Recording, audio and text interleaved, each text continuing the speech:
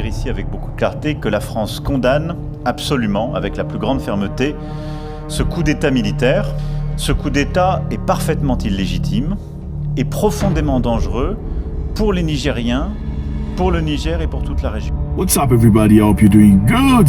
It's a beautiful day and I wish you all the best. Thank you very much for stopping by once more. I appreciate you. Thank you for the support. Thank you for being part of this big family. I see you, South Africa. I see you, Nigeria. I see you, Kenya. I see you, Namibia. I see you, Zimbabwe. I see you, Sudan. I see you, Tanzania. I see you, Ghana. I see United States of America. I see you, UK. I see the Caribbeans, all of you. Thank you very much. We're a big family. Before we start, please, I would urge you to do this. Let's do this first. Let's do this. It's very important. This helps our voice be bigger. So the video is pushed to many other of our brothers so we can all understand what's happening. Let's do this before we start. Thank you very much. Feel free to join us. Subscribe. If this is your first time, I'm sure you're going to love this. Okay. So we are talking here about Niger. You remember the past couple of days we've spoken about Niger. Niger is a beautiful country. Let's have the map right here to show our brothers where Niger is. Yes. So Niger is a beautiful country in the middle of Africa that's going through some very difficult time at the moment. So basically, for context, in Niger, the president that was installed for a while was toppled. His name is Bazoum, Mohamed Bazoum. Mohamed Bazoum was toppled by the people or by the army because the people and the army found that Bazoum was not working for the people. He was instead working for Western nations, selling stuff, selling minerals for his own benefits. So the people of Niger, through the army, have toppled Mohamed Bazoum.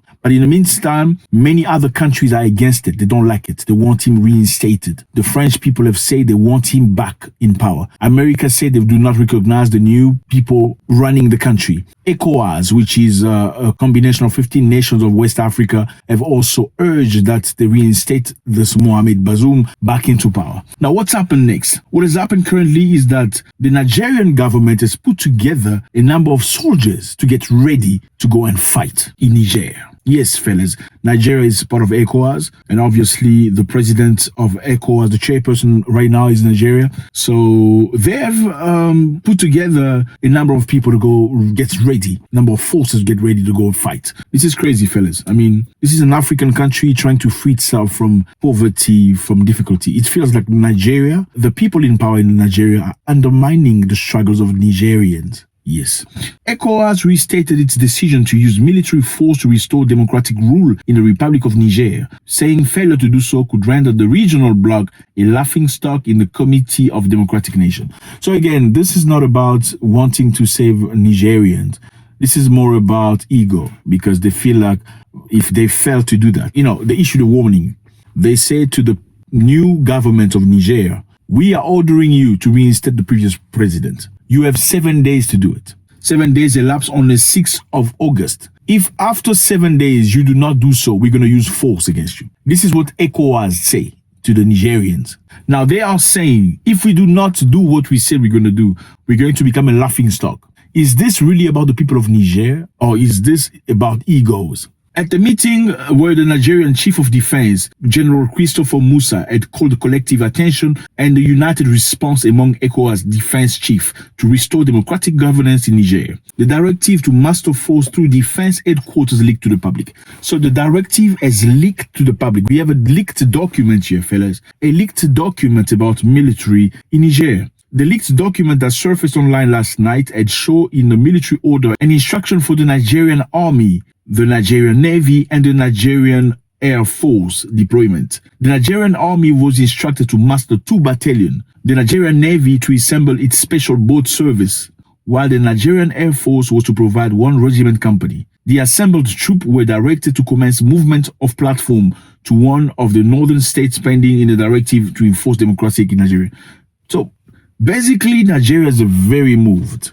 Nigeria is very moved getting his soldiers ready. Better than any other nation of ECOWAS. Nigerians are very moved. They've got the Nigerian Army, the Nigerian Navy, the Nigerian Air Force getting people together to get ready to go and strike. Yes. Can avoid a peaceful restoration of constitutional right in the country. So again, that is our preferred option. But we have to prepare for all eventualities. And Excellencies, you are here for the final eventuality, the last resort. That is planning for a possible intervention to restore constitutional order. They would like to order a no-fly zone in Niger. The no-fly zone will be enforced by the troops over Niger Republic, meaning all aircraft would be forbidden to fly over the conflict zone except with special authorization. My man, this is somebody else's country. You want to come to somebody else's country and order a no-fly zone. Are you listening to yourself? The leaked letter has begun to cause severe unease at the DHQ, given the sensitive nature of information contained therein. This day gathered the military had begun to investigate who leaked the order note and to close all loopholes in leaking sensitive documents to the public until they are declassified. So, fellas, again, we back at it. Nigeria, for those of you who don't know, has cut electricity to Niger. Nigeria supplies 70% of Niger's electricity, and they decided to black them out, disregarding completely people in hospital, disregarding people going through difficulties, people in coma, those babies in those machines, those early born babies that needs to be, I mean, for what? That's the big question. And ECOWAS had put sanctions on Niger, but they did not indicate whether electricity will be part of the sanctions. So, fellas, once again, it's very sad to see the situation.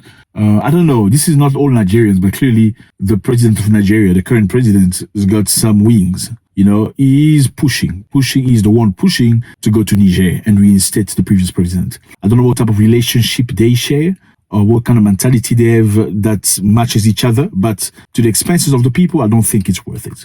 Again, Senegal has come forward and has urged their friends not to go in there, not to utilize force. Algeria has said, if you dare go to Niger, we're going to have problems. Burkina Faso and Mali say, if you dare going to Niger, if any force, any external force dares go to Niger, it's a declaration of war against Mali and Burkina Faso. I hope you guys are showing the pictures, showing the maps of these countries. On the other hand, the French have begun evacuation of the country.